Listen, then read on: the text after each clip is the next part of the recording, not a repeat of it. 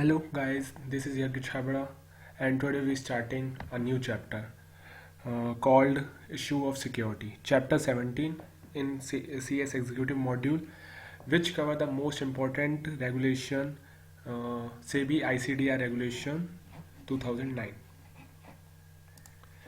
We start from introduction. The company are also raising fund through new avenues to fulfill the fund requirement for different purpose. ये इस chapter में अपन को fund requirement को fulfil करने के बहुत सारे तरीके के बारे में पता चलेगा. फंड रिक्वायरमेंट, अब आगे पढ़ते हैं. SEBI regulate the issue of security bye listed public company in India by SEBI ICDR regulations that regulated various types of issue related aspects such as eligibility, promoter contribution, pricing and other procedural aspect. ये क्या कहना चाह रहा है कि सेबी जो regulate करता है issue of security bye a listed public company. मतलब ये लिस्टेड कंपनी है जिसने क्या किया, इशू किया है, वो भी सिक्योरिटी का. तो वो इसे रेगुलेट करने की बात कह रहा है और वो उसको रेगुलेट किसके तहत करता है, सेबी आईसीडीआर रेगुलेशन. और ये कवर करता है और भी बहुत सारे एस्पेक्ट सच एज एलिजिबिलिटी, वो इशू कर सकता है कि नहीं कर सकता, फिर प्रमोटर कंट्रीब्यूशन, प्राइसिंग और अदर प्रोसीजरल एस्पेक्ट. तो इसके बारे में ही हमें पढ़ना है. इसका नाम ही है इशू ऑफ सिक्योरिटी और इसको रेगुलेट कौन करता है, सेबी आईसीडीआर रेगुलेशन. चलो आगे बढ़ते हैं. अब मैंने आईसीडीआर रेगुलेशन के फुल फॉर्म को दो पार्ट में डिवाइड किया है. First of all issue of capital. Issue of capital means कोई कंपनी कैपिटल को इशू करेगी. अब सेकेंड है डीआर मींस डिस्क्लोजर रिक्वायरमेंट. अब डिस्क्लोजर रिक्वायरमेंट मींस क्या होती है, सेबी जो एक्टिविटी होती है पब्लिक इशू, वो दो पार्ट में डिवाइड होती है, pre issue and post issue. तो अपन को दोनों के लिए ये फुलफिल करनी है. मींस अगर आप इशू ला रहे हैं तो आप एडवर्टाइजमेंट करेंगे, this is also included in disclosure requirement. आप सेबी में फाइल करेंगे prospectus, this is also are disclosure requirement. So various type of disclosure requirement covered in the SEBI ICDR regulations. तो पढ़ते हैं. When we make issue, we fulfill the eligibility criteria and the following condition both pre-issue and post-issue. मतलब issue के पहले भी conditions हैं और issue के लाने के बाद भी अपन को फुलफिल करनी पड़ेगी कंडीशंस. तो इसके साथ आगे बढ़ते हैं. अब है type of issue. Upon when fund requirement fund की रिक्वायरमेंट है तो उसके लिए अपन को कोई ना कोई टाइप का इशू लाना पड़ेगा. तो this is first of public issue. Public issue two types के हो सकते हैं, आईपीओ हो सकता है, एफपीओ हो सकता है. जब अपन पहली बार पब्लिक से भीख मांगेंगे, दिस इज कॉल्ड आईपीओ, और दूसरी बार पब्लिक से भीख मांगेंगे, this is called FPO. Initial public offer, further public offer और फॉलो ऑन पब्लिक ऑफर. उसके बाद राइट इशू है. राइट इशू जब कंपनी अपने एग्जिस्टिंग शेयर होल्डर्स को ऑफर करती है शेयर्स, तो this is called right issue. अब बहुत से लोगों के मन में एक सवाल होता है कि वो एग्जिस्टिंग शेयर होल्डर्स को ही क्यों शेयर्स देती है, वो पब्लिक में क्यों शेयर्स नहीं देती. तो ये है उसके पीछे का राज. ये है जैसे ए और बी और सी एग्जिस्टिंग शेयर होल्डर है और इनका रेशियो है 4:3:3. मैंने पहले 100 शेयर्स इशू किए थे. तो इसके पास 40 शेयर है, इसके पास 30 शेयर है, इसके पास 30 शेयर है. अब मैं एक एफपीओ ला रहा हूँ 100 शेयर्स का, और अगर मैं इन्हें नहीं देता, पब्लिक को देता हूँ, तो वो DEF खरीदेगा. Leak, this is called public issue. ये भी 4:3:3 में खरीदेंगे, लाइक 40-30-30. अब प्रॉब्लम यहाँ क्रिएट होती है, जब अपन ने आईपीओ लाया था तो इसके पास थी 40% वोटिंग राइट, इसके पास थी 30% वोटिंग राइट, और इसके पास भी थी 30% वोटिंग राइट। तो मीन्स जब मैं पहले इशू लाया था तो ए बी सी बादशाह थे in the sense of voting right. अगर मैं अब पब्लिक इशू लाता हूं without offering to the existing share holders, तो क्या है, डी के पास भी 40 शेयर हो गए, तो मीन्स इसकी 40% वोटिंग राइट हो चुकी है, इसकी 30% और इसकी भी 30%। मीन्स जो पहले के शेयर होल्डर थे उनका जो राइट है वो किसके बराबर हो चुका है अब न्यू शेयर होल्डर्स। तो एग्जिस्टिंग शेयर होल्डर्स बोलते हैं कंपनी से, जब आपको पैसे की ज़रूरत थी तो हमने आपकी फंड रिक्वायरमेंट पूरी की, अब आप हमें ही लात मार के भगा रहे हो, तो दैट्स वाई राइट इशू होता है। जब भी कंपनी एफपीओ लाती है तो उसे पहले ऑफर करना पड़ता है एग्जिस्टिंग शेयर होल्डर्स को। अगर जैसे ए को बी किया, बी को किया और सी को किया, तो ए बी सी ने बोल दिया मुझे शेयर्स नहीं चाहिए, तो आप पब्लिक इशू ला सकते हैं। तो दिस इज कॉल्ड, ये हो जाएगा पब्लिक इशू। अगर इन तीनों ने खरीद लिए, लाइक फिर से 40 शेयर्स खरीद लिए इसने, 30 शेयर्स इसने खरीद लिए और 30 शेयर्स इसने खरीद लिए, तो this is called a right issue. और एक और सिचुएशन बन सकती है व्हेन ए बी और सी, बी ने मना कर दिया मैं शेयर नहीं लेने, सी ने मना कर दिया मुझे शेयर नहीं लेने, लेकिन ए ने 50 शेयर्स ले लिए। अब कितने बचे, 100 का इशू था, अब 50 चले गए तो बचे 50 शेयर्स। अब कंपनी इशू कर रही है पब्लिक में, क्योंकि अब एग्जिस्टिंग शेयर्स की फुलफिल रिक्वायरमेंट कर ली, तो अब पब्लिक इशू लाएंगे, तो अब पब्लिक इशू में 50 शेयर्स कर लिए, तो डी बंदे ने 50 शेयर्स परचेज कर लिए। तो अब ये क्या हुआ, 50% तो राइट इशू हो गया, राइट इशू, और 50% हुआ पब्लिक इशू। तो it is called a composite issue, composite issue मतलब ये दोनों कवर कर रहा है, पब्लिक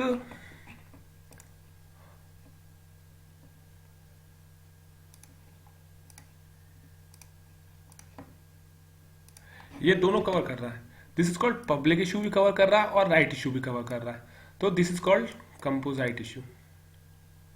समझ में आया? अब आगे बढ़ते हैं। अब बोनस इशू। बोनस इशू आप वैसे नॉर्मली जानते होंगे, बोनस इशू होता है जिसको शेयर्स एग्जिस्टिंग शेयर होल्डर को फ्री में शेयर देते हैं, बट इसका एक लॉजिक और भी है। ये है बैलेंस शीट, यहाँ इक्विटी कैपिटल है, यहाँ रिजर्व्स है और टोटल है।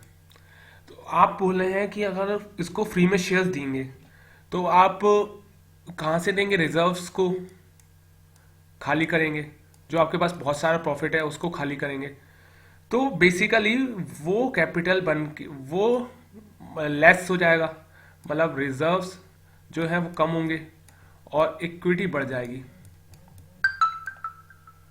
तो this is basically a capitalisation of reserve. Means अगर अपन रिजर्व को खाली करते हैं तो वो इक्विटी कैपिटल बढ़ जाएगी और यहाँ से चले जाएगा, लेकिन बैलेंस शीट का लाइबिलिटी साइड का टोटल तो इक्वल रहेगा ना, लाइक 100 रुपीज़ है तो 100 ही रहेगा। नहीं समझे क्या? मीन्स मेरे पास रिजर्व है 100 रुपीज़ का, और मैं इक्विटी शेयर कैपिटल को मतलब मैं इशू करना चाहता हूँ 50 रुपीज़ के बोनस इशू, और मेरी इक्विटी कैपिटल पहले से है 100 रुपीज़ इक्विटी कैपिटल।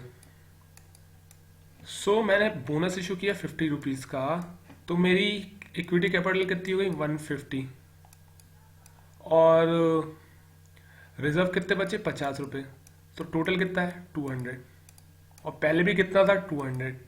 तो this is basically called a capitalisation of reserves. समझे? Private placement, this is a new concept. Private placement is basically issue of share to the group of person which is not exceeding 50. मैं आपको simple terms बता सकता हूँ. जैसे ये है एक एरिया है जहाँ पर ए इन्वेस्टर है, बी है, सी है, डी है, ई है, एफ है. कंपनी डायरेक्ट इशू शेयर कर रही है A B C D E F को. तो this is called a private placement. अब आप बोलोगे ये तो पब्लिक इशू भी हो सकता है. नो, पब्लिक इशू होता है all over India, all over India, जिसमें कोई भी आप, मैं या कोई मेरा पड़ोसी सब्सक्राइब राइट होता है उसको सब्सक्राइब करने का शेयर. बट जब A B C D E F specific people को दे रहे हैं तो this is called private placement. Means privately issue करना शेयर्स किसी को. तो प्राइवेट प्लेसमेंट 3 टाइप के हैं. फर्स्ट है प्रेफरेंशियल इशू, सेकंड है इंस्टीट्यूशनल प्राइवेट प्लेसमेंट और थर्ड है क्वालिफाइड इंस्टीट्यूशनल प्लेसमेंट. अभी मैं इन तीनों को समझा नहीं रहा हूँ, मैं इसको बाद में समझाऊंगा विद एलिजिबिलिटी क्राइटेरिया, क्योंकि इनकी बहुत सारी कंडीशंस हैं तो मैं उनके साथ आपको समझाऊंगा. आगे बढ़ते हैं. अब अपन इशू ला रहे हैं. लाइक मानो मैं पब्लिक इशू ला रहा हूँ. Public issue. अब उसके लिए क्या है, मुझे कोई ना कोई मेथड डिसाइड करनी पड़ेगी. या तो वो होगी फिक्स प्राइस मेथड या होगी बुक बिल्डिंग प्रोसेस मेथड. पहले अपन पढ़ते हैं fix price method. Fix price method इस कुछ भी नहीं है. It is basically a normal method of issue of share in which company fix the price of share with the lead merchant banker mention in the prospectus then issue to the public. इसमें means क्या है कि company decide करेगी मुझे issue लाना है, issue लाना है. उसके बाद एक प्राइस डिसाइड करेगी like 10 rupees per share with the lead merchant banker. Lead merchant banker मैं बताता हूँ. लीड मर्चेंट बैंकर LM भी बोलते हैं इसे प्यार से. It is a intermediary. Means intermediary means जो कंपनी और इन्वेस्टर के बीच में है. लाइक क्या है, कंपनी ये और इन्वेस्टर ये है. अब इन दोनों को कांटेक्ट करना है एक दूसरे से, तो उसको कौन करवाएगा, LMB means lead merchant banker. So called, it is called intermediary. अब ये करता क्या है, जो अपना इशू है, अब अपन बोलते हैं कि मुझे पब्लिक इशू लाना है, तो उसको ऑर्गेनाइज करने के लिए, मैनेज करने के लिए इस इंटरमीडिएट की जरूरत पड़ती है which is called lead merchant banker. ये सेबी ICD या रेगुलेशन भी बोलती है कि आपको अगर इशू लाना है तो पहले आप इसे अपॉइंट कीजिए, अदरवाइज आप इशू नहीं ला सकते. तो this is called very important intermediary in the issue process. तो हम कहाँ थे, मुझे इशू लाना है, मैंने फेस वैल्यू डिसाइड कर ली with the consultation with the lead merchant banker. अब मैं प्रोस्पेक्टस इशू कर दिया मैंने और इन्वेस्टर ने सब्सक्राइब कर लिया, अलॉट कर दिए शेयर्स. तो दिस इज हो गई इशू प्रोसेस. इस इशू प्रोसेस में कुछ भी नया नहीं है, जो आप पहले से पढ़ते जा रहे हैं वही भी है. नया है बुक बिल्डिंग प्रोसेस में. Book building process. Book building process means a process to elicit demand and to assess the price for determination of a quantum or value of specified security. इसमें 2 टर्म है. First of all elicit demand और to assess the price of determination of the quantum or value of specified security. मैं एक example ले रहा हूँ.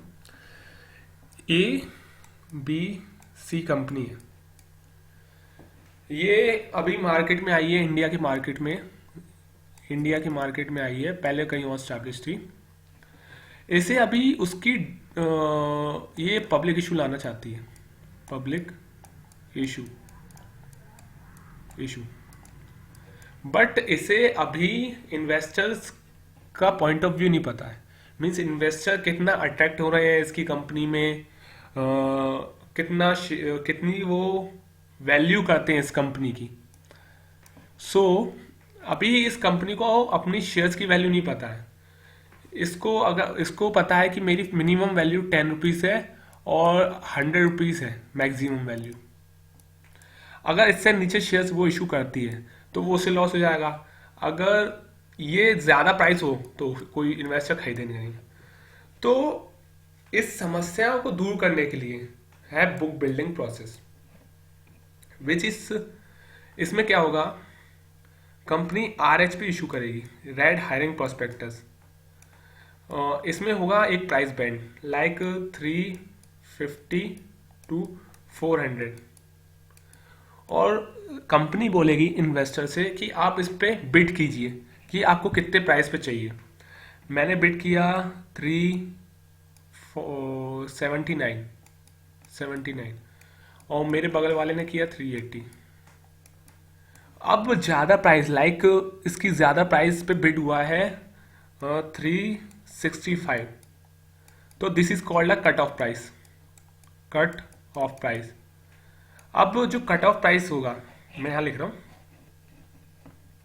अब जो कट ऑफ प्राइस हुआ, कट ऑफ प्राइस है 165। अब मेरी बिड कहाँ थी 179 पे, 179। सो जो भी इसके नीचे होंगी लाइक 350 से लेकर 364, वो तो रिजेक्ट हो जाएंगी, क्योंकि कंपनी, कोई कोई कंपनी चाहेगा कि उसे कम पैसों में शेयर इशू करना पड़े, नहीं, वो प्रॉफिट चाहती है। और जो 165 से लेकर 400 के बीच में है उनकी बिड्स एक्सेप्ट हो जाएंगी। अगर ओवर सब्सक्राइब हुआ तो प्रोपोर्शनली बिड बेसिस, और अगर नहीं हुआ है तो जितनी बिड अपन ने की है उतने शेयर्स के लिए। तो दिस इज अ मतलब वेरी, मतलब इसमें अपन को क्वांटम भी नहीं पता है, ना प्राइस पता है, ना अमाउंट ऑफ इशू पता है। इसमें पता है तो सिर्फ अपन को क्या पता है, एक price band which is 350 to 400। अब इसमें भी दो टर्म है। जो 350 है इसे बोलते हैं फ्लोर वैल्यू, मींस जमीन की वैल्यू, फ्लोर, और इसे बोलते हैं कैप, प्राइस से बोलते हैं इन दोनों को फ्लोर कैप। अब इसकी प्रोसेस को समझ लेते हैं। फिक्स प्राइस की प्रोसेस तो सिंपल था, आपको इशू लाना है, आपने एक प्राइस डिसाइड कर ली, प्रोस्पेक्टस इशू कर लिया, इन्वेस्टर सब्सक्राइब कर लिए, उसके बाद एलोकेशन कर दिया, देन आपकी कंपनी चल रही है। अब बुक बिल्डिंग प्रोसेस में थोड़ा न्यू है। मैंने पूरा चार्ट बनाया है इशू का, डिटेल में नहीं है, शॉर्ट फॉर्म में, सो आप समझ सकते हैं इसे। पहले तो इशू कंपनी होगी जो डिसाइड करेगी मुझे पब्लिक इशू लाना है। अब पब्लिक इशू लाना है तो सेबी ICDR रेगुलेशन बोलती है कि अगर आप पब्लिक इशू ला रहे हैं तो आपको उसे लिस्ट करवाना कंपलसरी है, उसकी लिस्टिंग कंपलसरी है। तो आप एग्रीमेंट करेंगे स्टॉक एक्सचेंज के साथ, स्टॉक एक्सचेंज के साथ for online offer security means listing, और उससे परमिशन लेंगे in principle approval for public issue. ये पहला पॉइंट क्या है, एग्रीमेंट का। लिस्टिंग एग्रीमेंट होता है विद स्टॉक एक्सचेंज।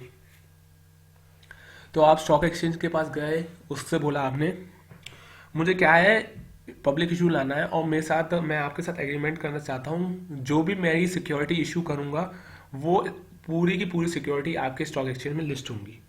तो एग्रीमेंट हो गया स्टॉक एक्सचेंज के साथ। उसके बाद उसने इन प्रिंसिपल अप्रूवल ले ली स्टॉक एक्सचेंज के से कि मैं पब्लिक इशू कर सकता हूँ कि नहीं कर सकता हूँ। उसके बाद ये दोनों एग्रीमेंट के बाद वो करेगा लीड बुक रनर। अब ये लीड बुक रनर कौन सी नई टर्म है, it is basically a lead merchant banker which is read earlier, या विच इज रीड पहले कर चुके हैं अपन। तो लीड मर्चेंट बैंकर, ये देखिए लीड मर्चेंट बैंकर आ चुका है। Act as a lead book runner if more than lead merchant banker enters a allocation of responsibility of to be decided. अब ये lead merchant banker act as a lead book runner. Lead book runner ये होगा कि आप RHP issue कर रहे हैं, RHP issue कर रहे हैं, तो जो बुक्स बनाएगा लाइक बिड हो रही है, मैंने 379 पे बिड की, 380 पे बिड की, 390 पे बिड की, कोई ने, तो इसका रिकॉर्ड कौन रखेगा? वो करेगा लीड बुक रनर, मतलब बुक बनाएगा। समझ में आया? और इसके बाद क्या है, if more than LMB inter से allocation of responsibility to be decide, means अगर मैंने 4 लीड मर्चेंट बैंकर को अपॉइंट किया है एक इशू में, बहुत बड़ी कंपनी है लाइक रिलायंस इंडस्ट्री और टाटा, तो इसको आपस में अपन रिस्पॉन्सिबिलिटी एलोकेट कर देंगे। लाइक तू ये रिस्पॉन्सिबिलिटी संभालना, तू ये रिस्पॉन्सिबिलिटी संभालना, तू ये रिस्पॉन्सिबिलिटी संभालना, तू ये रिस्पॉन्सिबिलिटी संभालना। मीन्स इंटर से क्या मीन्स होता है आपस में। तो अपन वो तो अपन हेलो रिस्पॉन्सिबिलिटी डेलीगेट कर देंगे। उसके बाद है LBR appoint syndicate member.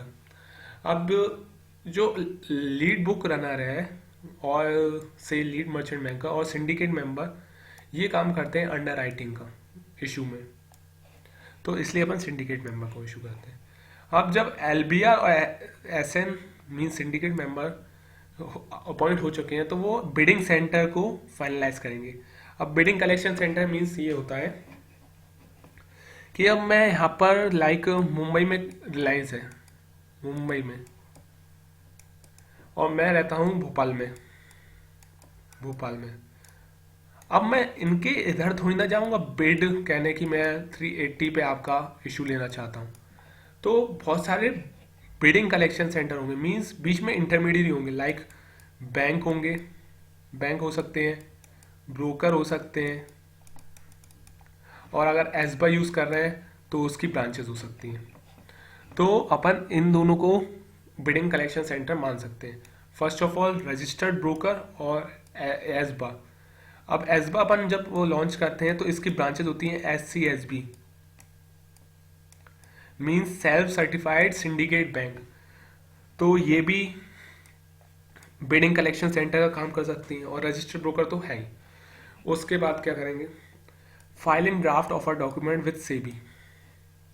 Draft offer document means prospectus, मतलब ऑफर कर रहे हैं किसी इन्वेस्टर को, तो दिस इज कॉल्ड प्रोस्पेक्टस। अब ड्राफ्ट का मीन्स क्या है, ड्राफ्ट मीन्स रफली, रफ, लाइक अपन रफ रजिस्टर बनाते थे स्कूल में, देन उसके बाद अपन कॉपी करते थे फेयर कॉपी में, तो this is called draft register. अब इसको का फाइल करना है सेबी में। सेबी को हम बोलते हैं प्यार से पापा, सेबी को बोलते हैं प्यार से पापा। अब तो जो ICDR रेगुलेशन है वो किसने बनाई है, सेबी ने। तो अपन सेबी को तो इंटीमेट करेंगे कि हम पब्लिक इशू ला रहे हैं, तो इंटीमेट किससे करेंगे, ऑफर डॉक्यूमेंट से। आप सेबी में फाइल करेंगे ऑफर डॉक्यूमेंट। अब सेबी देखेगा कि आपकी क्या कंडीशन अच्छी है पब्लिक इशू लाने के लिए, तो उसके बाद वो फाइनलाइज कर देगा। अब जब फाइनलाइज कर दिया उसने तो वो बन गया RHP। जब वो अब ड्राफ्ट ऑफर डॉक्यूमेंट नहीं रहा, अब उसमें से ड्राफ्ट कैंसिल हो गया, अब वो बचा ऑफर डॉक्यूमेंट मींस RHP। तो अब RHP को करेंगे ROC। अगर आपकी कंपनी है तो ROC is intermediate which is very important. अब हमने ROC में कर दिया। अब इन्वेस्टर को कोई ने व्हाट्सएप करोगे आप कि मैं इशू ला रहा हूँ, नहीं, आप करेंगे एडवर्टाइजमेंट करेंगे, लाइक इन आज तक, ABP न्यूज, CNBC आवाज, नहीं, आप करेंगे जायक newspaper, English newspaper, Hindi newspaper, और कैसे भी आप कर सकते हैं। अब एक टर्म आ रही है यहाँ पर, ये bidding and allocation to the anchor investor 1 day before issue opening date. ये क्या है, एंकर इन्वेस्टर होता है जो बिड करता है 10 करोड़ के ऊपर ही, ये तो मिनिमम है। Means this is a QIB, qualified institutional buyer. मैं आपको इसकी डेफिनेशन बता ही देता हूँ। क्वालिफाइड, ये है qualified institutional buyer. Qualified institutional buyer होते हैं जो मतलब बहुत बड़े होते हैं, लाइक वो इन्वेस्ट करते हैं इन करोर्स, लाइक 5 करोड़, 10 करोड़, 100 करोड़, 50 करोड़, 1000 करोड़, लाइक ये होते हैं जो बहुत बड़े इन्वेस्टर होते हैं। और ये इंस्टीट्यूशनल होते हैं, मीन्स इनकी मतलब ये अकेले नहीं है, कोई कॉरपोरेट फॉर्म है, कॉरपोरेट बॉडी, बॉडी कॉरपोरेट है, बॉडी कॉरपोरेट है। तो इनकी एक लिस्ट है। फर्स्ट ऑफ ऑल है mutual fund.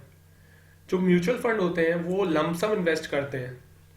Venture capital fund, venture capital fund होते हैं जो इन्वेस्ट करते हैं स्टार्टअप में, स्टार्टअप और mid size company, mid size company तो इन्वेस्ट करते हैं। तो वो भी जैसे जब स्टार्टअप खोलनी है तो उसके लिए कैपिटल चाहिए पड़ेगी, लाइक 100 करोड़, 50 करोड़, तो वो डायरेक्ट इन्वेस्ट करते हैं। और फॉरेन वेंचर कैपिटल होता है जो फॉरेन में रजिस्टर्ड है, वो इन्वेस्ट करना चाहता है इंडिया में। सेकंड है foreign institutional investor, FII, means जो बाहर के, जैसे अमेरिका के, अमेरिका है, अब उसमें FII है जो रजिस्टर्ड कहाँ है, सेबी में, तो वो अपने स्टॉक मार्केट में इन्वेस्ट करते हैं। अब ये FII है, ये भी इंस्टीट्यूशनल इन्वेस्टर है, तो ये भी बहुत लमसम करते हैं। उसके बाद है public financial institution, public financial institution which is, जिनका एक्ट पार्लियामेंट में लिखा है, और फाइनेंशियल इंस्टीट्यूशन। अब schedule commercial bank, schedule commercial bank means अपना SEBI, SBI, Punjab national bank, Axis bank, तो इन लोगों को भी जैसे डिपॉजिट पे रिटर्न देना पड़ता है, तो ये भी इन्वेस्ट करते हैं। उसके बाद है multilateral and bilateral development financial institution. Multilateral means two और मोर, टू से ज़्यादा ही है, मतलब दो से more than two financial institution जब एग्रीमेंट करते हैं कुछ किसी डेवलपमेंट का, तो मल्टीलैटरल हो जाता है। अगर दो है, जैसे एक है और एक है, इन दोनों एग्रीमेंट किया डेवलपमेंट करने के लिए, दो बायलैटरल। उसके बाद है any state industrial development corporation, कोई स्टेट का कॉरपोरेशन है वो इन्वेस्ट करना चाहता है, वो भी इस कैटेगरी में आएगा। फिर इंश्योरेंस कंपनी है लाइक LIC जो रजिस्टर्ड कहाँ है, IRDA में, मतलब इंश्योरेंस रेगुलेटरी डेवलपमेंट अथॉरिटी। उसके बाद है PF provident fund with a minimum corporate of 25 crore, means बात तो सिर्फ करोड़ में ही होगी, इसका मोटिव ये है। अब pension fund with a minimum corporate of 25 crore rupees. उसके बाद है national investment fund setup by the government of India, publish in the gadget of India, means कोई इन्वेस्टमेंट फंड ही है इन्वेस्टमेंट करने के लिए, वो फंड होगा तो बहुत ज़्यादा हो, हाँ, तो इन्वेस्टमेंट फंड। तो इसमें ही कहीं एंकर इन्वेस्टर भी आता है, एंकर इन्वेस्टर, वो भी एक QIB है और उसकी मिनिमम बिड होती है 10 करोड़। सो अब वापस आते हैं, तो ये एंकर इन्वेस्टर। सो जब अपन एंकर इन्वेस्टर को इशू करते हैं, लाइक मैं 50 शेयर्स एंकर इन्वेस्टर को इशू करता हूँ, 50 शेयर्स, तो उसकी जो, वो पब्लिक इशू में नहीं आएगा, उसको अपन जो बिडिंग होगी उसकी और जो एलोकेशन होगा वो 1 day before issue opening date ही कर देंगे। लाइक मैं ला रहा हूँ 100 शेयर्स का इशू, उसमें से 25 शेयर्स एंकर इन्वेस्टर को अलॉट होने हैं और 75 शेयर्स पब्लिक को। तो इनका जो काम है वो मैं एक दिन पहले ही कर लूंगा, इशू ओपनिंग डेट से पहले, जिसमें बिड लगेंगे एंकर इन्वेस्टर को, बिडिंग भी उसी दिन कर दूंगा और एलोकेशन भी उसी दिन करता हूँ। तो एंकर इन्वेस्टर का काम खत्म, अब मेरा काम है सिर्फ पब्लिक इशू का। उसके बाद क्या है, प्री इशू एडवर्टाइजमेंट के बाद पब्लिक इशू ओपन। अब इशू ओपन हुआ, आप लोगों ने बिड लगाई, मेरा प्राइस बैंड कितना था, 350 to 400, मैंने लगाई 380, आपने लगाई 370, आप जैसे आपकी रिक्वायरमेंट। उसके बाद एक प्राइस, फिर इन्वेस्टर करेगा submit form at bidding centre. तो आप बिडिंग लगाना चाहते हैं तो आपको एक फॉर्म दिया जाएगा जिसमें आप अपनी डिटेल्स, आपको कितने शेयर्स चाहिए और आप कितनी बिड लगाते हैं। उसके बाद एक बिडिंग प्रोसेस स्टार्ट होगी जिसमें स्टॉक एक्सचेंज, जिसमें अपन ने एग्रीमेंट साइन किया था, वो ऑनलाइन दिखाएगा आपको, ऑनलाइन कि इतनी बिडें लगी हैं, इतने अमाउंट है, मतलब पूरी डिटेल्स आपको बताएगा। आफ्टर बिडिंग प्रोसेस एक प्राइस डिसाइड आएगी, लाइक कट ऑफ प्राइस है 380, 380 पे इशू फाइनलाइज हो गया। अब जो 380 से नीचे है उसकी तो रिजेक्ट हो जाएंगी, और जो 380 से ऊपर है उनकी फाइनलाइज होगी। अब अभी अपन ने फाइल क्या किया था, RHP। तो ये बेसिकली प्रोस्पेक्टस तो नहीं है, ये रेड हाइरिंग प्रोस्पेक्टस है। इसमें अपन ने एक प्राइस डिसाइड नहीं की थी, क्वांटम इशू डिसाइड नहीं किया था। तो अपन रजिस्टर करेंगे फाइनल प्रोस्पेक्टस, लाइक अब ये एक प्रोस्पेक्टस मीन्स कर रहा हूँ। अब मेरे पास एक प्राइस है 380, इसमें मैंने लिख दी, और क्वांटम इशू है लाइक 1000 शेयर्स। तो अब इस पे ये है पूरा प्रोस्पेक्टस। अब इसे फाइल करेंगे अपन ROC पे, ROC पे।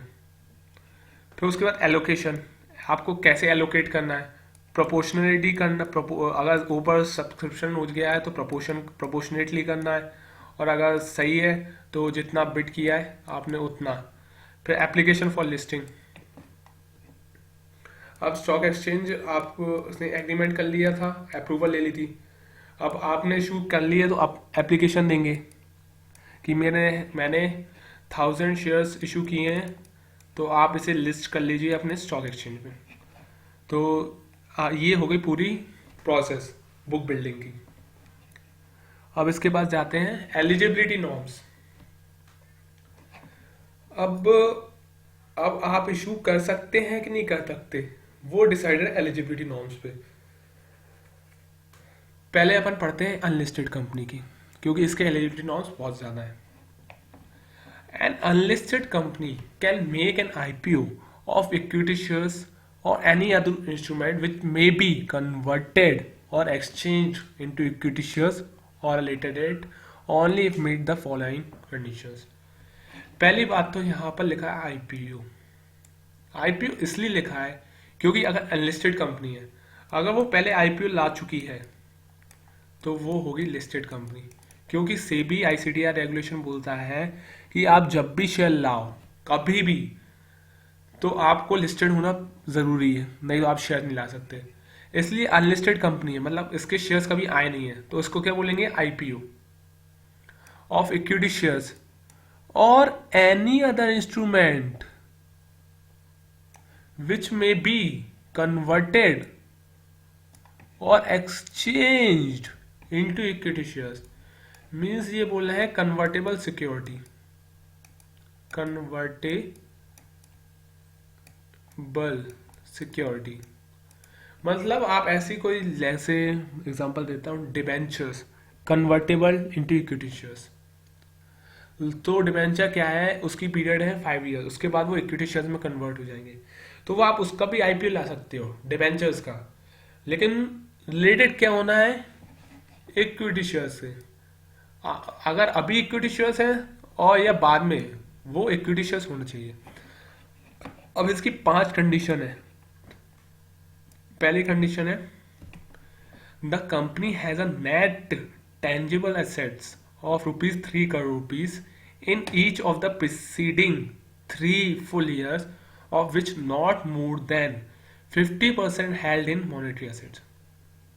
अब इसके की वर्ड्स पे करते हैं। नेट टेंजिबल एसेट्स है 3 करोड़ है, प्रीसीडिंग 3 years है, और 50% मॉनेटरी एसेट्स है।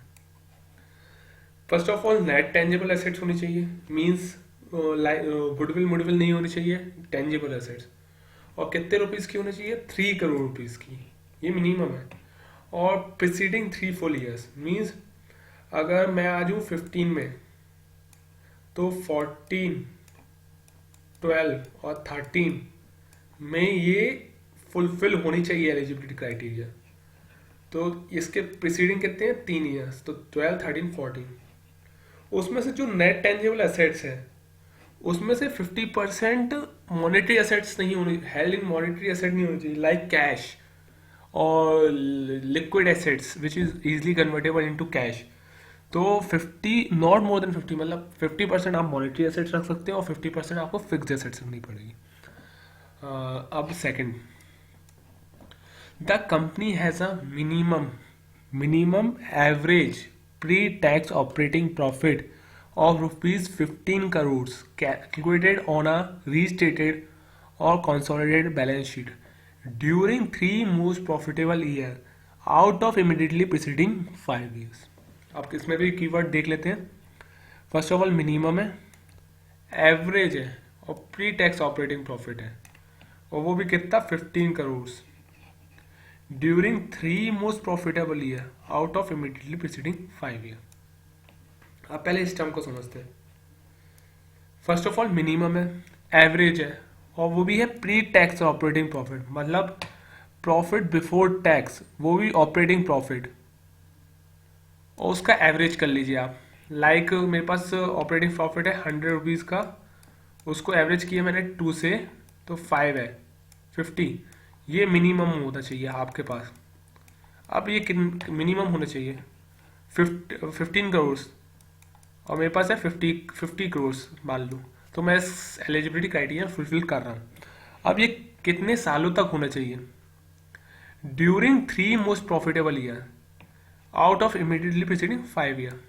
लाइक इसका एग्जांपल देते हैं. 15 में था मैं, 14, 13, 12, 11 और 10. इसको तो छोड़ दो क्योंकि इसमें मैं अभी हूँ, तो ये 5 साल हो गए. इसमें से कोई भी 3 ईयर्स में ये फुलफिल करना चाहिए. लाइक इसमें मेरी थी 50 करोड़, इसमें मेरी थी 10, इसमें थी 15, इसमें थी 14, इसमें थी मेरी 60 करोड़. तो एक ये वाला एक 10 ईयर हो गया, 10 मतलब 10 ईयर हो गया, एक 12 हो गया और एक 14 हो गया, जिसमें मैं फुलफिल कर रहा हूँ, तो मैं एलिजिबल हूँ इशू लाने के लिए. अब इसके बाद है third, the company has a net worth of at least 1 crore in immediately preceding 3 years. Net worth है वो 1 करोड़ होनी चाहिए. लाइक मैं 15 में हूँ, 12, 13, 14 में मेरी नेटवर्थ होनी चाहिए 1 करोड़. उसके बाद है ये aggregate of the proposed issue and all the previous issue made in the same financial year in terms of size does not exceed 5 times of its pre-issue net worth of as per audited balance sheet. इसको अच्छे से समझना. It is all link. उसके बाद ये अब इसका है aggregate of the propose issue. Means propose issue मेरा है 100 शेयर्स का, मतलब मैं इसे लाने वाला हूँ, और प्रीवियस इशू कर सकता, प्रीवियस इशू करा है मैंने 50 in the same financial year. Means 2015 की बात कर ले रहे हैं 15, तो मेरा टोटल इशू होने वाला है 150, और मेरा प्रीवियस इशू है, चलो उसको in terms of size does not exceed 5 times of its pre issue net worth as per the consolidated balance sheet. Means इसकी मेरी प्री इशू नेटवर्थ है 100, इसको इंटू कर दीजिए 5 से, तो आपकी नेटवर्थ कितनी हो गई 500. तो इससे ज्यादा मैं इशू नहीं कर सकता विद इन 1 ईयर. अभी मैं कितना कर रहा हूँ 150 का, तो ये एलिजिबल है. समझे? अब लास्ट है the issue company has change it's name with in last 1 year at least 50% of the revenue of the preceding 1 year earn by the company activity suggested by the new. मतलब है इसका, अगर आपने 1 साल पहले अपना चेंज नाम किया है, लाइक मैं फर्नीचर से हार्डवेयर में जा रहा हूँ, हार्डवेयर से मैं पहले फर्नीचर का लाइक था मेरा ABC furniture company limited furniture, अब मेरी है ABC हार्डवेयर लिमिटेड. तो मैंने नाम चेंज किया है, वो भी 1 साल पहले, मतलब 14 में नाम चेंज कर लिया था मैंने. अब जो मेरी एक्टिविटी सजेस्ट कर रही है, एक्टिविटी क्या है हार्डवेयर, उससे मुझे कम से कम 50% का रेवेन्यू जनरेट करना पड़ेगा, वो भी इमीडिएटली प्रीसीडिंग 1 ईयर. मीन्स 50% का रेवेन्यू मेरे से इससे आ गया फर्नीचर से, और 50% हार्डवेयर से, तो मेरी 100% एलिजिबिलिटी क्राइटेरिया फुलफिल हो गया. अगर मेरा लेकिन 40% है हार्डवेयर से, तो ये फुलफिल नहीं हो पाएगा। अब तो ये एलिजिबिलिटी, रुक जाइए, अब ये एलिजिबिलिटी क्राइटेरिया जो मैंने आपको समझाया 1 2 3 4 4 5, तो ये है अनलिस्टेड कंपनी के लिए। अब अनलिस्टेड कंपनी के लिए क्या होगा? बेसिकली लिस्टेड कंपनी के लिए कम ही होगा, क्योंकि वो पहले फुलफिल कर चुकी है रिक्वायरमेंट। एक बार जब पहले आईपीओ लाई होगी तो वो पहले इशू ये सब रिक्वायरमेंट फुलफिल कर चुकी होगी, तो इसको थोड़ा कम करना पड़ेगा। इसको सिर्फ 2 रिक्वायरमेंट फुलफिल करने हैं, पहला एग्रीगेट वाला और ये वाला। मीन्स इसको सिर्फ 2 रिक्वायरमेंट फुलफिल करनी है कि वो इशू ला सकती है। अब आगे बढ़ते हैं। अब इसके बाद है एक अल्टरनेटिव दिया है, जो अपन ने अभी 5 कंडीशंस पढ़ी थी उसको अल्टरनेटिव दिया है, बट इसकी भी 2 कंडीशंस है। इसको पढ़ लेते हैं। To provide sufficient flexibility and also ensure that the genuine company do not suffer on the account of rigidity of the parameter, SEBI has provided alternative route not satisfying any of the above condition for accessing the primary market. There are 2 conditions. First of all मैं बताता हूँ primary market क्या होता है, primary market और secondary market. Primary market में ये होता है कि जब अपन नई कभी इशू करते हैं सिक्योरिटी, तो वो प्राइमरी मार्केट में आता है। और जब सेकेंडरी मार्केट में जो ऑलरेडी इशू होती हैं, ऑलरेडी इशू, वो सेकेंडरी मार्केट में आते हैं। यहाँ पर ट्रेडिंग होती है in the on stock exchange, यहाँ पर इशू होता है, तो this is called primary market and this is called secondary market. अब पढ़ते हैं। सफिशिएंट फ्लेक्सिबिलिटी मतलब उन्हें पूरी तरह से छूट दे रहे हैं कि वो इशू लाए।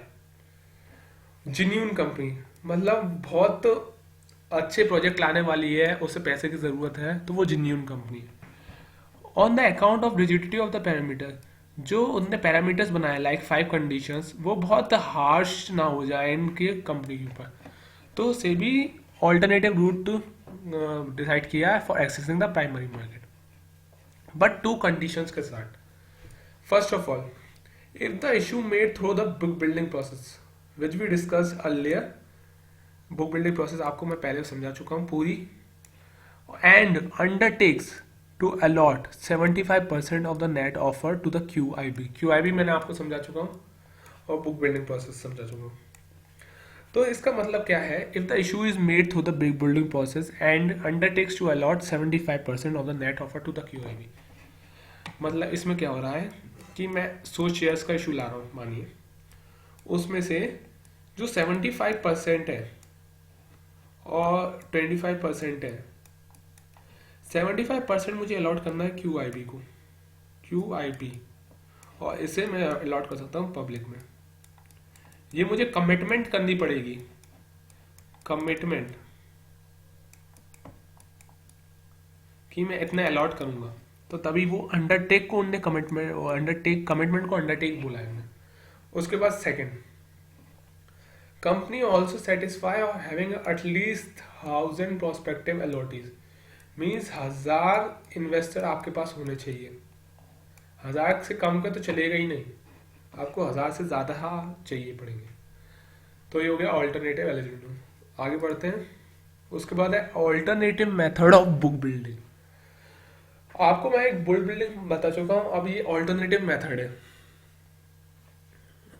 छोटी सी है, ज़्यादा कठिन नहीं है, बाकी प्रोसेस वही होगी, बस में एक नया टर्म आ गया, प्राइस प्रायोरिटी मेथड। इसको मैं बेसिक एग्जांपल से डिस्क्राइब करता हूँ। लाइक अपना प्राइस बैंड का था 350 to 400, मैंने बिट कट ऑफ प्राइस कितना आया था उसमें 365 आया था, आई थिंक सो। अब क्या है, मैंने बिट लगाई थी 380 पे और मेरी बिट सबसे हाईएस्ट थी और मैंने 10 शेयर्स के लिए लगाई थी। तो क्या होगा, उस प्रोसेस में मुझे 10 शेयर कितने पे मिलेंगे, 365 पे। और अगर कम पड़े तो मुझे प्रोपोर्शनेट लाइक 5 शेयर्स मिल चुके हैं। बट इस प्राइस प्रायोरिटी मेथड में क्या होगा कि मुझे 10 शेयर 380 के भाव पे मिलेंगे और पूरे 10 शेयर ही मिल जाएंगे। मीन्स ये वाला पैराग्राफ पढ़ते हैं अपन, इससे समझ में आ जाएगा आपको। The bidder who bids the highest price, मतलब लाइक 380 मैंने हाईएस्ट प्राइस लगाई थी in the price band, shall be allotted number of shares security that he bidded. Like मैंने बिड कितनी थी 10 सिक्योरिटी की, और then the bidder who bid the second highest price so on until. उसके बाद like मैंने किसी और ने की थी 375, this is the second highest bid, और इसने किया था 5 शेयर्स के लिए, तो उसको 375 पे मिल जाएगा। मीन्स प्राइस प्रायोरिटी करना है, जिसने सबसे ज़्यादा प्राइस की उसको पहले अलॉट कर दो, उसके बाद जिसने सेकंड प्राइस की उसको अलॉट कर दो। तो this is called alternative method of book building, also called price priority method. इसके बाद एक और टर्म है offer for cell. Section 28 of the companies act 13। पहले मैं आपको इसकी हिस्ट्री बता दूं। ऑफर फॉर सेल कहीं डिस्क्राइब नहीं था, ना कंपनीज एक्ट में ना सेबी आईसीडीआर रेगुलेशन में, बस टर्म यूज होता था ऑफर फॉर सेल। बट जब कंपनीज एक्ट 2013 आया तो उसने इसे स्पेसिफाई किया क्या होता है। अब वो आप कंपनीज एक्ट में पढ़ना, मैं आपको अपनी लैंग्वेज में यहाँ पर बताता हूँ। Offer for sale is the process in which the company offer its existing shareholders to give their shares. Then those shares given to the issue house to issue them to the public. Money received from the issue are distributed among the shareholders who tender their shares. This process is called change of investor base. अब वो क्या है, इसको मैं example के साथ समझाता हूँ आपको, थ्योरी से समझ में नहीं आएगा। ABC 4:3 का रेशियो है, कंपनी है ये कंपनी, ये जाती है इन्वेस्टर के पास, तीनों के पास, कि आप मुझे अपने शेयर्स दे दीजिए। अब ए ने दे दिए 40 शेयर्स, 30 शेयर्स, 30 शेयर्स। अब कंपनी एक इशू हाउस होता है, ये भी इंटरमीडिएट है, इशू हाउस, इसको दिए 100 शेयर्स, इसने किया पब्लिक में secondary market which is called secondary market, जहाँ पर ऑलरेडी इशू की ट्रेडिंग होती है। अब EDF ने खरीद ली, लाइक मैं 4:3 ले लूँ, तो क्या अब इस प्रोसेस से क्या समझ में आ रहा है, जो ABC थे इन्वेस्टर अब वो बन गए EDF, तो this is called investor base और this is called offer for sale. Offer means company offer करती है उसके एग्जिस्टिंग शेयर होल्डर से कि आप मुझे शेयर्स दे दीजिए, और उसी शेयर्स को वो इशू हाउस से करेगी। अब इसके जो पैसा आएगा, लाइक 10 रुपीज़ पर शेयर थे तो 1000 रुपीज़ शेयर आएगा, अब वो कंपनी को करेगा, कंपनी इसे अलॉट करेगी 400 में, 300 और 300 में। तो इससे क्या होता है इन्वेस्टर बेस। मान लो एक कंपनी है हिंदुस्तान यूनिवर लिमिटेड, वो अपने शेयर होल्डर से बहुत परेशान है, इन the sense of voting right का गलत इस्तेमाल करते हैं, कोई रिफॉर्म या कुछ जो रिजोल्यूशन पास नहीं होने देते, तो वो क्या करती है उनसे शेयर्स ले लेगी और दूसरे शेयर होल्डर को दे देगी जो लाइक उनके रिफॉर्म्स को मदद कर ले। तो ये टर्म इम्पॉर्टेंट है। उसके बाद ये क्वालिफाइड इंस्टीट्यूशनल प्लेस बायर्स को मैं आपको समझा चुका हूँ, पूरी लिस्ट समझा चुका हूँ।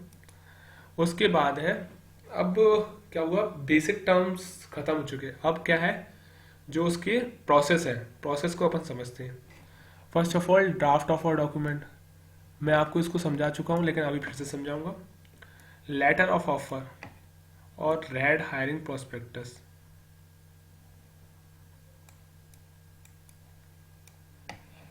First of all draft offer document, offer document पहले पढ़ते हैं अपन, फिर ड्राफ्ट ऑफर डॉक्यूमेंट पढ़ेंगे।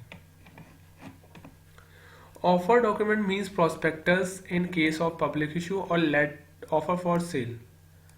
और letter of offer in case of right issue. अब इसमें दो टर्म है, एक लेटर ऑफ ऑफर पहले डिस्कस करते हैं। Letter of offer right issue. Right issue मैंने आपको बताया कि एग्जिस्टिंग शेयर होल्डर्स को देते हैं, लाइक ए बी सी, जिसके पास है 4:3:3 में। अब क्या है, मुझे इनको शेयर्स देने हैं। तो प्रोस्पेक्टस क्या होता है, प्रोस्पेक्टस बहुत लंबा चौड़ा होता है, लाइक 500 पेजेस, और इसकी कॉस्ट आती है एक प्रोस्पेक्टस को इशू करने की, लाइक समझिए 500 रुपीज। अगर वो कंपनी इन जो पूरी कंपनी की सिचुएशन को जानते हैं, प्रोस्पेक्टस इशू क्यों करते हैं कि आप कंपनी को समझ लो, देख लो कि इन्वेस्टमेंट करने लायक है कि नहीं है, और जो एग्जिस्टिंग शेयर होल्डर हैं उनके पास तो सारी डिटेल्स पहले से ही होंगी। तो वो प्रोस्पेक्टस की जगह लेटर ऑफ ऑफर इशू करते हैं, इन्हें letter of offer, which is basically होगा 50 पेजेस का। वो भी जो करेंट अपडेट हुआ है, लाइक इक्विटी शेयर में कोई चेंज हुआ है, एसेट चेंज हुआ है, लाइक बैलेंस शीट, और इसकी कॉस्ट पड़ती है 100 रुपीज। तो कंपनी कॉस्ट सेविंग करने के लिए लेटर ऑफ ऑफर को इशू करती है फॉर एग्जिस्टिंग शेयर होल्डर्स के लिए। तो लेटर ऑफ ऑफर कब इशू होगा, in a case of only right issue, और ऑफर फॉर सेल और पब्लिक इशू में प्रोस्पेक्टस। अब अपन पढ़ते हैं ड्राफ्ट ऑफर डॉक्यूमेंट। जब ड्राफ्ट ऑफर डॉक्यूमेंट से प्रोस्पेक्टस बनता है तो उसकी पहली वाली स्टेज होती है draft offer document. Means draft offer document means the offer document in the draft stage. Means अभी अपन रफ कर रहे हैं, उसे अभी फुलफिल नहीं किया। और draft offer document filed with SEBI at least 30 days prior to the filing of offer document with ROC. मतलब इशू जो अपन आरओसी में अपन फाइल करना चाहे, आरओसी में फाइल करेंगे उसके 30 दिन पहले अपन को पापा के पास उसे देना पड़ेगा, विच मीन्स सेबी, क्योंकि सेबी ही आईसीडी पूरा रेगुलेट करता है। तो वो देखेगा कि आपका प्रोस्पेक्टस अच्छे से है, इन्वेस्टर को मदद कर सकता है कि इन्वेस्टर के इन्वेस्टमेंट डिसीजन के लिए। उसके बाद नेक्स्ट टर्म है आरएचपी, वो जो बुक बिल्डिंग में यूज होता है। इसको भी मैं आपको समझा चुका हूँ, फिर भी आप एक बार और देख लीजिए। RHP is a prospectus which does not disclose either price or number of shares being offered or the amount of issue. The issue later decide the amount of price. मतलब इसमें कोई price issue, fix price issue नहीं करते, number of share, सिर्फ price band, like 350 और 400 price band. It is a process of price discovery until the bidding process is completed. इससे अपन को क्या पता चलता है, एक अपनी प्राइस लाइक 365 पे अपनी कट ऑफ प्राइस डिसाइड हुई थी, तो इससे कंपनी को क्या हुआ, प्राइस डिस्कवरी हुआ। It is a process to assess the price for determination of the quantum और वैल्यू ऑफ स्पेसिफाइड सिक्योरिटी। मतलब वही, अपन को सिक्योरिटी की प्राइस नहीं पता, तो इससे अपन को सिक्योरिटी की प्राइस पता चल जाएगी जो इन्वेस्टर अपना लेना चाहता है। अब आगे बढ़ते हैं। अब वही डिफरेंशियल प्राइसिंग, ये टॉपिक बहुत अच्छा टॉपिक है। Issue can offer specified security at different price subject to the following conditions. Means ये कंपनी भेदभाव कर सकती है किसी इन्वेस्टर के साथ। लाइक मैंने आपको शेयर दिया 10 रुपये का और इसे दिया 20 रुपये का, तो ये होती है डिफरेंशियल प्राइसिंग। मतलब एक को मैं दे रहा हूँ 10 रुपये का, एक को दे रहा हूँ मैं 20 रुपये का। बिफोर अपन पहला पॉइंट पढ़ने से पहले अपन इसकी डेफिनेशन पढ़ लेते हैं रिटेल इंडिविजुअल इन्वेस्टर की। Retail individual investor means who making a bid of ₹2 lakh. मतलब सिर्फ मामूली इन्वेस्टर लाइक मेरे तरह आपके इन्वेस्टर जो मैक्सिमम बिड कितना कर सकता है, 2 लाख रुपीज। ध्यान रखना ये QIB नहीं है, QIB की इन्वेस्टमेंट वैल्यू थी करोड़ में, तो इसकी सिर्फ 2 लाख है। तो अब इतना छोटा इन्वेस्टर है तो इसको थोड़ा कंसेशन मिलेगा। तो पहला पॉइंट पढ़ते हैं, एम्प्लॉयज जो उसके कंपनी के होंगे। रिटेल इंडिविजुअल इन्वेस्टर जो ये है, जो 2 लाख तक बिड कर सकता है। और रिटेल शेयर होल्डर्स बहुत छोटे छोटे लोग हैं, लाइक गरीब लोग इन the sense of company, offer security at a price less than the offered to the other category of applicant, and the difference between the offer price and the price offered to the applicant not exceeding 10%। मतलब मैंने जो बाकी को दिया 20 रुपए में share, वो मैं इन लोगों को दूंगा 10 रुपए में, और जो तो डिफरेंस होना चाहिए वो 10% एक्सीडिंग नहीं हो करना चाहिए। अभी एक्सीड कर रहा है इस एग्जाम्पल में, नो। इसका 10% कितना होगा, मतलब इसका 90% कितना होगा, 100 रुपये, 10 रुपीज़। तो ना 10 रुपीज़ ये अभी एक्सीड कर रहा है 10% से, ये तो अभी डबल कर रहा है। मीन्स मैं 20 का शेयर मिनिमम 18 रुपीज़ पे इशू कर सकता हूँ इन लोगों को, क्योंकि 10% एक्सीड नहीं करेगा इसमें। इसमें एक्सीड कर रहा था, इसमें 50% हो रहा था डायरेक्ट, तो इसमें अपन 18 पे इशू कर सकते हैं इन शेयर होल्डर्स को।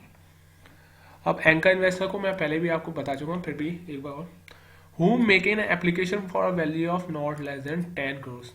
वही CR में बात हो रही है, करोड़ में बात हो रही है। अब क्या है, सेकंड पॉइंट क्या है बोल रहा है,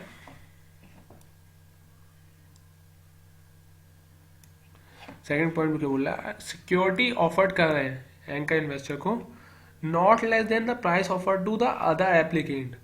अब इसका उल्टा होगा, मैं अदर एप्लीकेंट को कितना कर रहा था और उन्हें कितना कर रहा था, 18। अब इसको तो 22 पे कीजिए आप, क्योंकि ये भैया बहुत बड़े इन्वेस्टर है, तो इन्हें प्राइस जो अपन अदर कैटेगरी ऑफ एप्लीकेंट कर रहे हैं उससे भी ज्यादा प्राइस पे आप दीजिए। अब इसके बाद ये, in a case of alternative book building, जो अपन डिसाइड किया, अपन ने कहा था उसमें 2 कंडीशन थी।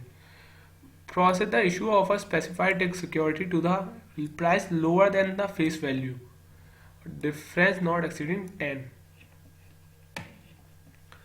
अब क्या होगा, मैंने बुक बिल्डिंग प्रोसेस इशू कर रहा हूँ तो 365 होगा, कट ऑफ प्राइस था 350 था उसका लोअर फ्लोर, और 400 था कैप।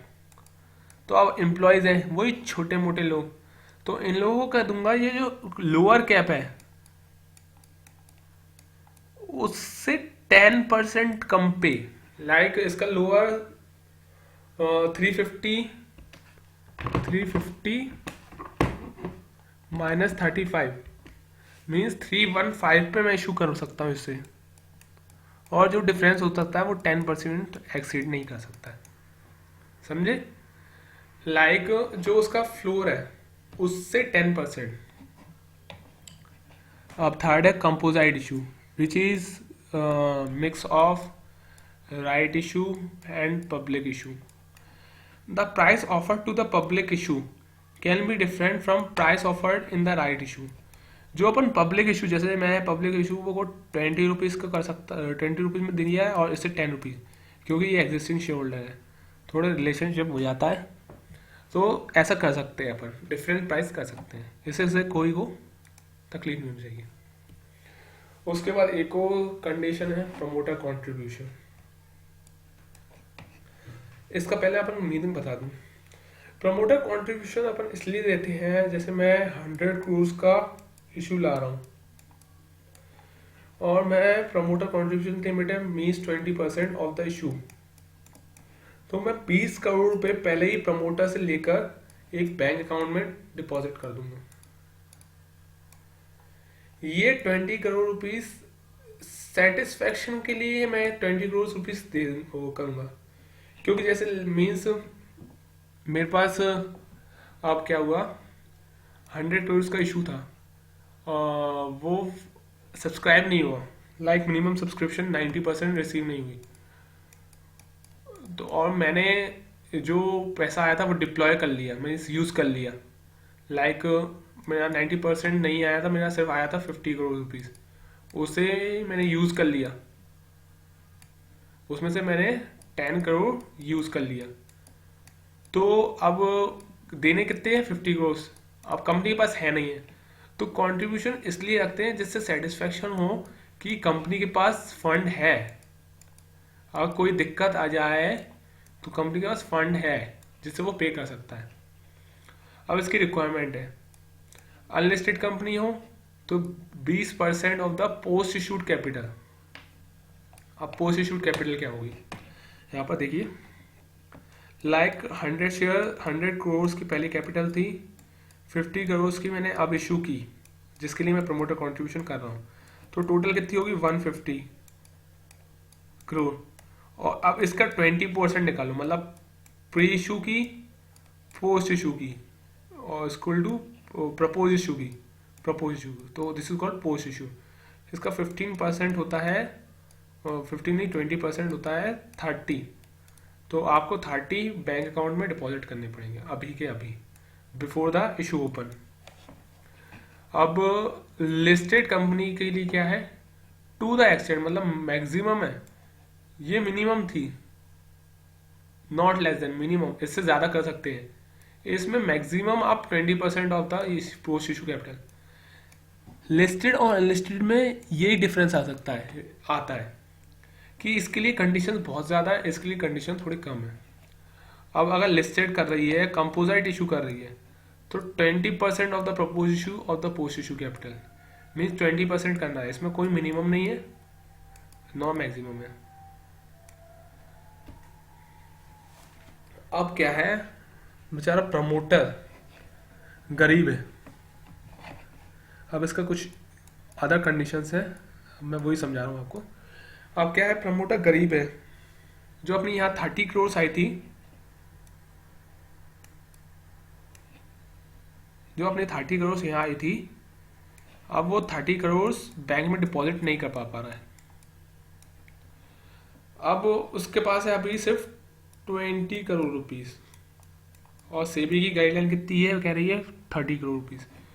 तो एक ऊपर से बंदा टपकेगा, उसे बोलते हैं ऑल्टरनेटिव इन्वेस्टमेंट फंड, जो स्टार्टअप में और स्मॉल कंपनी में इन्वेस्ट करता है, जिससे उसका बिजनेस का एक्सपेंशन हो जाए, एक्सपेंशन के लिए फंड रेज कर लाए, तो वो होता है AIF, ऑल्टरनेटिव इन्वेस्टमेंट फंड। तो वो इसको फुलफिल कर सकता है। अब जैसे 10 करोड़ रुपीस की कम रिक्वायरमेंट हो रही है, तो वो इसे फुलफिल कर देगा। तो अब 30 करोड़ से है, अब वो कंपनी इशू ला सकती है, बट उसकी भी एक लिमिट है 10%, लाइक 30 का सिर्फ वो 15% 50 करोड़ ही वो कंट्रीब्यूट कर सकता है। इन आपने जो एग्जांपल है उसमें सिर्फ 10 करोड़ की ज़रूरत पड़ रही थी, तो ये सक्सेसफुल है। अब अल्टरनेटिव इन्वेस्टमेंट की मैंने डेफिनेशन भी लिखी है, which encourage startups, AIF, which encourage startups and mid size company under AIF regulation 2012। जो स्टार्टअप है उनको अनकरेज करता है, लाइक उनको कैपिटल की जरूरत पड़ती है, कैपिटल प्रोवाइड करता है, और मिड साइज कंपनी को भी ऐसे ही एक्सपेंशन के लिए।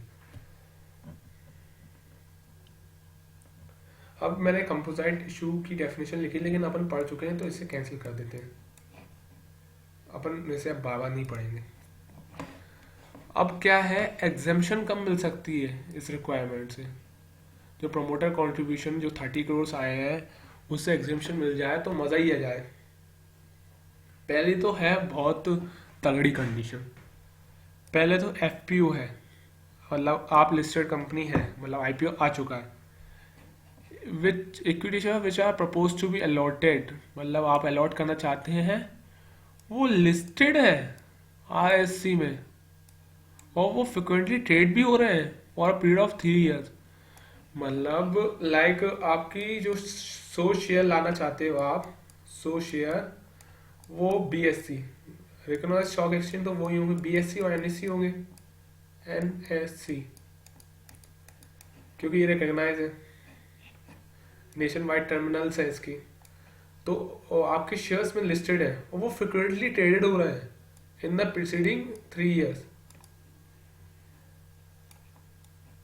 और उसके बाद एक और कंडीशन है, the issue has a track record of dividend payment of at least 3 immediately preceding. और उसका जो ट्रैक रिकॉर्ड है इशूअर का, वो बहुत अच्छा है कि वो आपको डिविडेंड देता है। वो भी कितने सालों को देखेंगे, पिछले 3 सालों का। तो इससे इन्वेस्टर को क्या लग रहा है, बहुत अच्छी कंपनी है, इसके शेयर्स भी लिस्टेड हैं जो रिकॉग्नाइज्ड एक्सचेंज है, जो BSE NSE है, और इशूअर डिविडेंड भी दे सकता डिविडेंड देगा। तो वो प्रमोटर कंट्रीब्यूशन की इसमें कोई रिक्वायरमेंट नहीं आती है, सेबी ने एग्जाम्प्ट कर दी है। उसके बाद in a case of company having no identified promoter, और कोई प्रमोटर ही नहीं है, कोई आइडेंटिफाइड प्रमोटर नहीं है, वो तो बस ऐसे चलते फिरते हमने कंपनी बना दी थी, हम कोई प्रमोटर तो थे नहीं। और थर्ड है in a case of right issue. Right issue में तो एग्जिस्टिंग शेयर होल्डर्स को देते हैं, और इसमें लेटर ऑफ ऑफर जाता है, ऑफर। तो अपन एग्जिस्टिंग शेयर होल्डर्स को तो पता ही है कंपनी की लिक्विडिटी के बारे में, तो इसमें भी कोई प्रॉब्लम नहीं। अब इसके बाद है एक और लॉक इन रिक्वायरमेंट। अब क्या होता है, अगर मैंने आपको 5 शेयर दिए शेयर, तो कंपनी कुछ लॉक इन पीरियड डिसाइड करती है, मतलब लॉक कर दो उसे। लाइक मैं ए हूँ, मेरे पास 5 शेयर है, और कंपनी का लॉक इन रिक्वायरमेंट है 1 ईयर। तो 1 साल के पहले मैं इस 5 शेयर्स को बेच नहीं सकता, मतलब 1 साल के लिए 5 शेयर्स मेरी लाइबिलिटी है, मतलब लाइबिलिटी मतलब एसेट्स बनी रहेंगी, इसको मैं बेच नहीं सकता। तो अब क्या है, प्रमोटर कॉन्ट्रीब्यूशन 3 ईयर्स। प्रमोटर जो कंट्रीब्यूट करेगा 3 year from the date of commencement of commercial production और द डेट ऑफ अलॉटमेंट। अब जो 30 करोड़ है, उनसे जो शेयर परचेज किए होंगे, लाइक 1000 शेयर्स, वो मैं प्रमोटर कंट्रीब्यूशन 3 साल तक नहीं बेच सकता, उसे अपने पास रखने पड़ेंगे। From the date of commercial production और द डेट ऑफ अलॉटमेंट। अगर कोई मैंने जैसे कोई प्रोजेक्ट स्टार्ट किया है, लाइक मुझे बनाना है बिल्डिंग, तो जब डेट उसका मतलब जब मैं उसका वर्क काम करूंगा, वो डेट लाइक 1 अक्टूबर को मैं ये स्टार्ट कर रहा हूँ, और जो अलॉटमेंट डेट थी वो थी 5 सितंबर। तो विच एवर इज मतलब लेट मतलब अर्लियर, तो 5 सितंबर को मैं से ये 3 साल गिनेंगे, सॉरी 3 साल इसके गिनेंगे। उसके बाद जो कंट्रीब्यूशन होगा ओवर एंड अबाउट, मतलब जो 30 करोड़ थे, प्रमोटर बहुत दयालु है, उसने 5 करोड़ एक्स्ट्रा कर दिए, तो ये 5 करोड़ है उसके लिए लॉक इन पीरियड है 1 ईयर। और जो security held by other person like normal investor, retail individual investor, उनके लिए 1 ईयर, 1 साल तक के लिए वो लॉक इन रिक्वायरमेंट होगा। उसके बाद है अंडर राइटिंग। अंडर राइटिंग तो आपको पता ही है, underwriting means an agreement with और without condition to subscribe the security of a body corporate when the existing share holders of such body corporate or the public not subscribe the security offered to the public। Means अगर कोई जैसे subscription unfill हो गई, like 80% में issue अटक गया और under right है पूरा इशू, तो 20% कौन ले लेगा, अंडर राइटर। तो this is called under writing of issue. अब मैनर ऑफ कॉल क्या है, जो अपन करते हैं first call, second call, third call, final call, तो इसका झंझट CBICD रेगुलेशन थोड़ा मिटा रहा है, तो इसका क्या पढ़ लेते हैं। The call in which the subscription is propose to be called should be structured in a manner that the entire subscription is called within 1 year, और द इशू साइज अगर एक्सीड करता है 500 crore, it is not necessary to call the entire subscription within 12 months. अगर like मेरा 200 का करोड़ का था, तो मुझे ऐसा कुछ प्लान करना है, जैसे 10 रुपीज़ है तो कि 10 रुपीज़ मैं विद इन 12 मंथ्स बुलवा लूँ, और अगर ये 500 करोड़ से एक्सीड करता है और 10 रुपीज़ है, तो उसमें कोई रिक्वायरमेंट नहीं है मैनर ऑफ कॉल की, फिर आप लाइक 2 ईयर्स में आप मंगवा सकते हैं। अब इशू ओपनिंग डेट क्या हुआ, आपने फाइल किया draft offer document DOP SEBI, और उसे फाइल कर दिया आरओसी पे भी, आरओसी रजिस्टर ऑफ कंपनी में। अब क्या है, आपने ये सब रिक्वायरमेंट फुलफिल कर ली। अब आप ये लेके घूमेंगे थोड़ी ना, देखो देखो देखो मैंने पूरी कंडीशन फुलफिल कर ली है। तो उसने स्पेसिफाई पीरियड कर लिया कि आप अगर इतने में नहीं कर सकते तो आपका जो वो इनवैलिड हो जाएगा। तो इशूअर में be open within 12 month from the date of issuance of the observation letter by SEBI. अब ऑब्जर्वेशन लेटर क्या है, means this is called draft offer document, DOP. अब इसमें कुछ गलती निकली, लाइक मतलब कुछ भी गलती निकली, तो सेबी ने इंस्ट्रक्शन दिया होगा कंपनी को। तो जो बोर्ड ऑफ डायरेक्टर या प्रमोटर है, बेसिकली प्रमोटर होता है, प्रमोटर इसे ठीक करेगा। तो जो इंस्ट्रक्शन दिया होता है वो ऑब्जर्वेशन लेटर के थ्रू दिया जाता है कि मुझे ऑब्जर्व हुआ है कि इसके मुझे कुछ खराबी है। अगर उसने ये इशू किया है तो आपके पास कितना टाइम है, 12 मंथ्स। और अगर ये इशू नहीं किया है तो आपके पास क्या टाइम है, 3 months from the expiry from the date of filing of offer document. Means आज में कितनी तारीख है, 29 अक्टूबर है। आज मैंने फाइल किया है और मुझे ये लेटर मिल गया है, तो मैं ये 31 अक्टूबर से 3 मंथ गिनूंगा, क्योंकि मुझे ऑब्जर्वेशन लेटर मिला नहीं है। तो 31 अक्टूबर से 3 मंथ मीन्स नवंबर, दिसंबर और जनवरी, मतलब 31 जनवरी तक मेरे पास टाइम है कि मैं इशू ला सकता हूँ।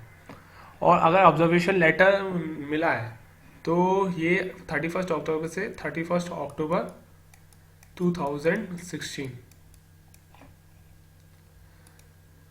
उसके बाद है सब्सक्रिप्शन लिस्ट। अब सब्सक्रिप्शन लिस्ट मतलब कब कितने समय तक अपन सब्सक्राइब कर सकते हैं। अब पूरे साल तक तो इशू ओपन नहीं रहेगा कि मैं कभी भी चाहूँ, मेरा मन करे मैं रात में 12 बजे फ़ोन लगा रहा हूँ ब्रोकर से, इसके इतने शेयर ले लेना, तो उसकी भी टाइम पीरियड है। The public issue must be kept open for at least 3 days, मतलब 3 दिन तक तो खुलना चाहिए। और but not more than 10 days, including days for with the issue is kept open in case of revision in the price band.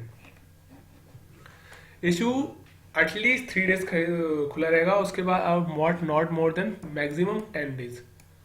अब क्या है, ये क्या है, including the day which issue is kept open, क्या था अपना प्राइस बैंड कितना था, 350 और 400।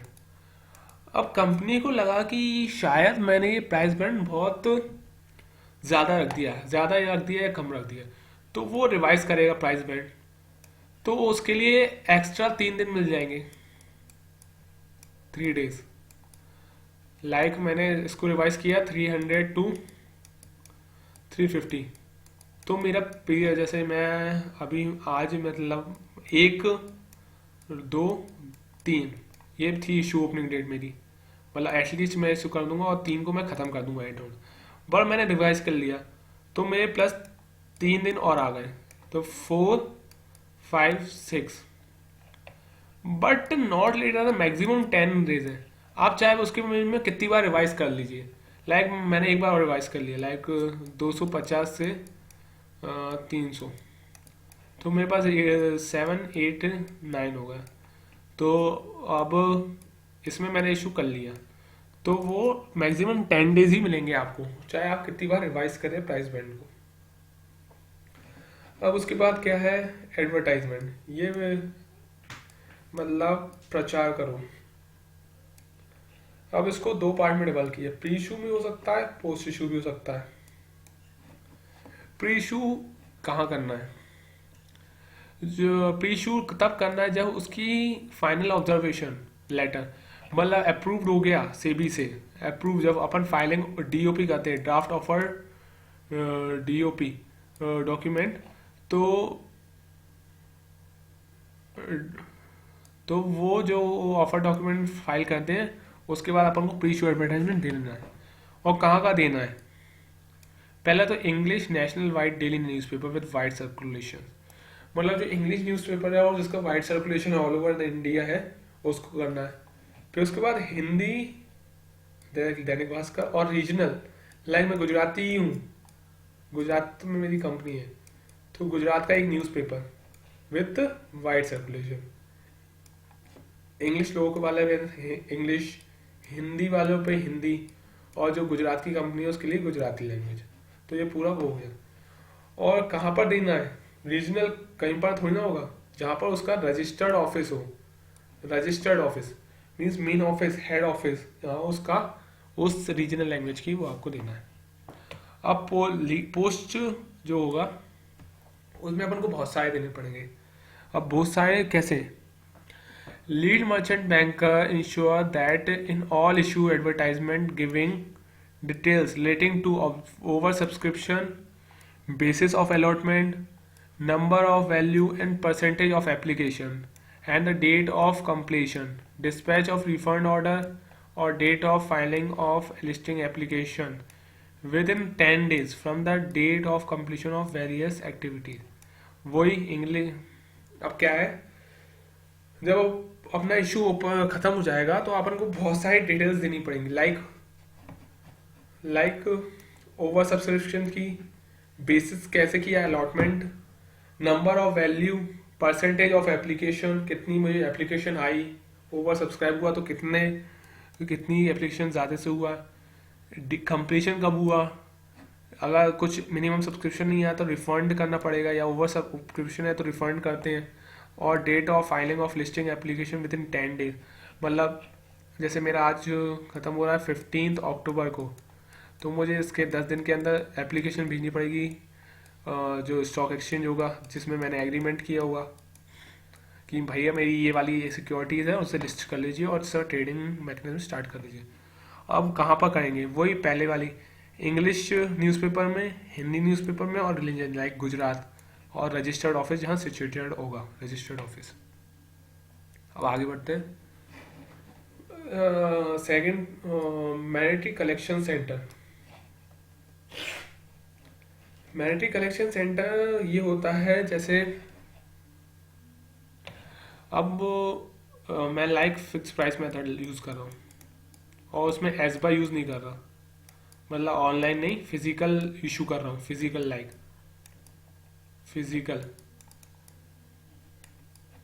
तो क्या होगा, लाइक मुझे इसको जैसे 100 शेयर्स इशू किए और मुझे इसका 10 शेयर्स चाहिए। अब मैं कहाँ जाऊँगा? अब इसकी हेड ऑफिस तो नहीं जाऊँगा कि मुझे 10 शेयर चाहिए भैया, मुझे 10 शेयर्स के लिए एप्लीकेशन फॉर्म दो। तो इसके बहुत सारे इंटरमीडिएट होते हैं, लाइक मैंने इसे बना दिया पंजाब नेशनल बैंक को एक इंटरमीडिएट, ब्रोकर को बना दिया। अगर एसबा यूज़ की है तो उसके जो ब्रांचेज होंगी, जो इसको बोलते हैं SCSB, self certified syndicate bank, तो इन्हें होंगी। तो मैं इनकी जैसे इसकी ब्रांचेस तो ऑल ओवर द वर्ल्ड है, तो इसकी कोई भी ब्रांच पे जाऊंगा, एप्लीकेशन फॉर्म खरीदूंगा और उसे फिल करके इसे दे दूंगा और उसके साथ अमाउंट दे दूंगा। अगर मेरा ब्रोकर है कोई मेरा दोस्त, तो ब्रोकर के थ्रू मैं कर सकता हूँ, या सेल्फ सर्टिफाइड सिंडिकेट बैंक के थ्रू कर सकता हूँ। तो ये सब कौन होंगे?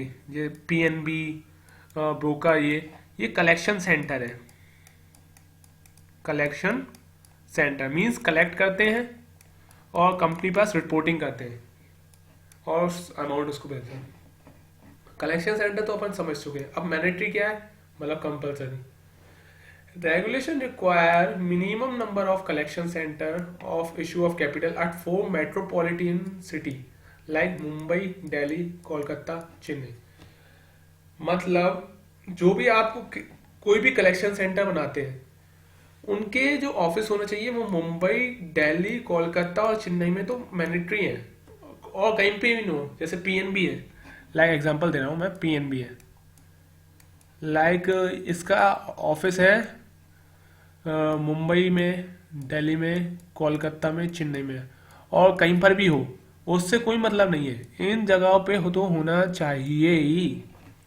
उसके बाद all designated branch of SCSB, जो मैंने आपको यहां बताया था, self certified syndicate bank displayed on the website of the bank और the board are deemed to be collection centre. Like मैंने एसबा इशू किया है, एसबा के लिए मैंने सेबी को अपना बैंकर टू द इशू बनाया है, इसे बोलते हैं banker to the issue. Means ये मेरा स्पेसिफाइड बैंक है जिसमें मेरे ऑल द ट्रांजेक्शन होंगे। बैंकर मेरा SBI है, तो इसकी जो ब्रांचेज होंगी उससे बोलेंगे SC, वो भी डिस्प्लेड जो जिसकी वेबसाइट पे जो हो रही है उन्हें भी अपन कलेक्शन सेंटर मान सकते हैं। मतलब कोई भी SC जैसे, या मेरे इधर भोपाल में कोई SBI की ब्रांच है, उसमें मैं फॉर्म भरूंगा तो वो भी एक कलेक्शन सेंटर हो सकता है। तो ये मैनेटरी कलेक्शन सेंटर पहले तो 4 होने चाहिए, उसके बाद आप कितने भी आप कर सकते हो, बस 4 की रिक्वायरमेंट आपको फुलफिल करनी पड़ेगी। उसके बाद है मिनिमम सब्सक्रिप्शन। आप 12 से पढ़ते जा रहे होंगे, मिनिमम सब्सक्रिप्शन अगर 90% रिसीव नहीं हुई तो इशू फेल हो जाएगा, रिफंड करना पड़ेगा और कंपनी के बहुत सारे पैसे डूब जाएंगे जितना उसने पूरा मतलब इतना तामझाम किया है।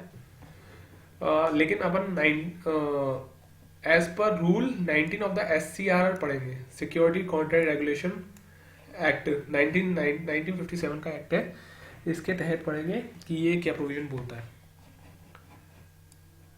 अगर आपने रिसीव नहीं की मिनिमम सब्सक्रिप्शन तो आपको रिफंड करना पड़ेगा within 15 days from the closure of the issue in a case of non under. Means अगर आपका इशू अंडर राइट नहीं है किसी भी अंडर राइटर से, तो आपको 15 days के अंदर वो रिटर्न करना पड़ेगा पैसा जिससे आपने लिया है।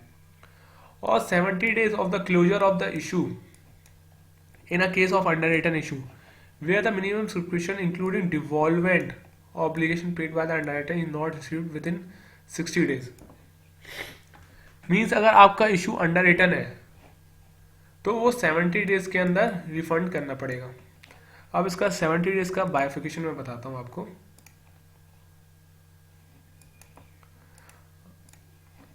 अब 70 days तो बोल दिया उसने, क्या हुआ आज मेरा इशू खत्म हुआ, लाइक 1 अक्टूबर को मेरा इशू एंड हुआ। मुझे 80% सब्सक्रिप्शन मिला, अब मुझे कितना चाहिए 20% और, जो मेरा अंडर राइट किया हुआ है ए ने। अब वो अंडर राइट मीन्स क्या होता है कि आपको ये 20% शेयर खरीदने पड़ेंगे, तो उसके पास 60 दिन का टाइम है, अंडर राइटर के पास 60 दिन डे। अगर वो ये 20% शेयर्स खरीद लेता है तो इशू क्या होगा सक्सेसफुल, और अगर नहीं खरीदता है तो 60 दिन के बाद जो 10 दिन बचेंगे उसमें कंपनी को रिफंड करना पड़ेगा। लाइक एग्जांपल लेते हैं अपन, यही एग्जांपल लेते हैं क्योंकि 20% जो लेना था वो 60 दिन में ए ने, जो अंडर राइटर है, उसने वो डिफॉल्टर हो गया, वो कह रहा है मैं नहीं खरीद रहा, तो जो 80% का अमाउंट होगा वो रिफंड करना पड़ेगा विद इन 70 days, और अगर उसने ले लिया है तो इशू सक्सेसफुल हो जाएगा। तो ये दिस इज मिनिमम रिक्वायरमेंट। अब मैं यहाँ पर आपका ये जो लेक्चर है वो एंड कर रहा हूँ। Please subscribe, comment, because I do lot of efforts to make this presentation and video. और एनी क्वेरी और प्रॉब्लम रिलेटेड टू व्हाट्सएप कर सकते हैं आप। इसमें मैं आपका एक अलग ग्रुप भी बना रहा हूँ जिसके बाद फाइनेंस हब, और जो नेक्स्ट पार्ट होगा दिस इज कॉल्ड पार्ट 1, उसमें मैं आपको ये बताऊंगा right issue, bonus issue, preferential issue, IPP, QIP, ESOP, इनके बहुत सारे एलिजिबिलिटी है, कंडीशंस हैं, ये कल इसमें अगली बार करूँगा। Thanks for watching guys, please subscribe.